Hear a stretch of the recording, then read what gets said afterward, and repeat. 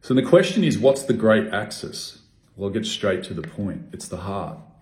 So axis being, and I know this from witnessing myself cope with very stressful situations, and I have several, but there was a pivotal point in my journey when I was about 14. I was involved in a lot of crime, and we'd done some serious damage to the school, me and a group of friends, and I led the party in to do those things, but the guys took over from there. They did a whole heap of damage, is what it is. We got caught and called up for it. And I raced home that afternoon, and my brother-in-law, my sister's boyfriend at the time, was a psychologist, and I sat with him and talking about it, and I was going through all these things. Essentially, I was in the storm, swirling around, throwing all these different things at him, and all this, you're caught in a storm in the teacup kind of thing. Now, this is pretty intense because the police were being called. It's a serious situation. But he just sat there and listened to me, and he looked at me at the end after I'd vented and said, it just keeps life interesting. And he just got up and left. And sitting there hearing that shocked me, because I was expecting him to come up with some strategy or give me some foothold or something. But what it did for me was it gave me the opportunity to just sort of push this thing away and say, okay, I'm externalizing this now as an experience, and I'm witnessing this experience as something that keeps life interesting as opposed to something I'm in. And that was my first experience of being in the eye of the storm, not being caught in the actual storm. And having that distancing, I then went on to, and whether this is shameful to admit to or not, but I then went on to strategize a way to get out of it all. And we did. We successfully got out of it. But it wasn't the point. The point was the coping mechanism. And I've heard stories of other people who have relatively small things they can't cope with and unfortunately take their life. And one of the benefits of going through so many fucking heavy duty situations in my life is I've learned how to sit in the middle of the storm. It doesn't matter what's going on. It does not matter to what degree. It could be you name it. And you can go into that place within self and witness self. So when we say, the axis of all things, we're saying, well, how do you get to that place of witnessing self? Now, in those super traumatic experiences, when we get back into the heart within that experience, so into the emotion within that experience, is what I say, it's the answers lie in the emotion. So it's in the emotional frame of that cloudy storm environment where you're standing there, and all those fog and cloud and all those things are confusing the hell out of you. You're blinded to truth. You're blinded to the fundamental reality.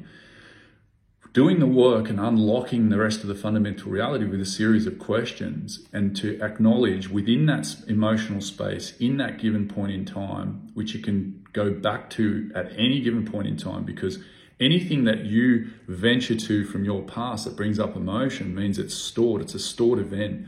It's a stored memory. It's a stored emotion. It's a stored void. It's a stored charge. You can go to those things. You can do this work.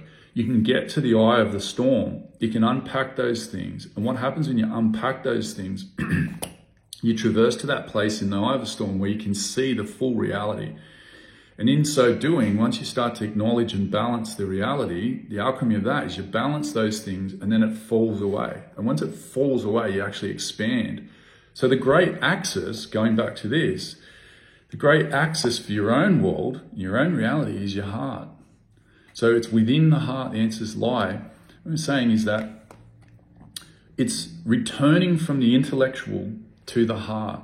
And I was pulled up during my process, my work, because I kept intellectualizing everything and explaining it. And if you go and talk about these things to people who think they know but haven't experienced it, they'll intellectualize all their answers and they'll dance around. And I know I do it myself, but it was not until I got pulled up and sent by my facilitator master and sent back into the heart that I was able to unlock these things, because the experience is actually in the axis. And the axis of the heart is the portal. It's the portal to the fifth dimension, because like I say, is once you balance that reality, you collapse that reality back to the loving center, the light center, the heart center. You expand your reality and you've then transcended self, but you've also transmuted that process because you've expanded your consciousness to now be fully conscious of that experience, not partially conscious, not fractured, not disassociated, and all those other references and terms to what experience is like, through those unconscious journeys that we all went on and go on and have. And just to put a caveat on that is perception is perception, is that what's traumatic for me might not be traumatic for you, or vice versa, but it's because it's purely perception. It's how you perceive your reality. So it's got zero to do with the scale of how bad something is, because being raped 40,000 times is the same as someone threatening you, because it's all just perception. And I know that seems hard to believe, but it just is. But like I say, is that finding that axis, going back to that point, the axis of your reality to move the world. To really move the world is to move and shift and shape your own world and go through the portal to reshape your reality by rewriting your history. When you rewrite your history, you automatically rewrite your future, because your future is a destiny outcome from a perpetuation of that history as a victim history. Own your shit, takes accountability, steps into that and says, no, I'm not a victim of this history. I'm going to go back and expand, transmute my consciousness to a whole new level by fully owning and fully experiencing and fully liberating all that energy from those fields that are locked within those voids, to expand my consciousness to my new reality. And that is the great axis for the individual, which in doing that and sharing that with the world, the heart-centered ones who bring unity back individually and share that through the network are the most valuable ones in the network. As we go through this, if you watch this intensification of all these things that are going on around the world, it seems like the storm is just getting faster and faster. In other words, just look at it like this: it's distraction. So those things those forces pulling you to focus out there are intensifying. Just so like it was a tornado. See, what happens is it's pulling you out, it's pulling you out. How you collapse this whole thing back in is to go back in. When you go back in and you liberate that energy, it goes poof, goes back the other way.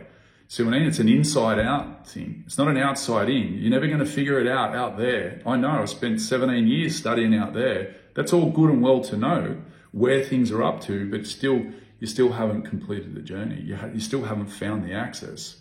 So today's axis, and this is the thing about these things, if you want to create a great movement is, you're the avatar, you're the demonstration, you are the movement. This is your reality. You can expand yourself, transmute yourself to a new conscious reality, completely transform everything about you, your existence, your experience, your past and your future. So it's not a continuation of those things, it's a full rewriting of those things. Remember that past and the future only separated by frequency. You can rewrite those things and experience a new reality. And when you rewrite those things, what I'm saying is that presence that comes through you confirms that it shapes your connection, your God within, shapes your whole reality. And it can fully reshape the whole thing like that. So, and like I said, what will happen is these people will come at you, you're thinking things like I did yesterday, the day before. I thought something, popped up. A person came from the other side of the world and found me within 24 hours, bang, just from what I was thinking. So, and all I did was put it out there, boom, it comes back. And that's why I say I have full certainty to know I'll receive exactly what I need when I need it. Again, coming back to those things around finding the axis. So all movement has an axis. It's physics. That axis is within you. It's the portal to the fifth. It's the heart. That is your axis.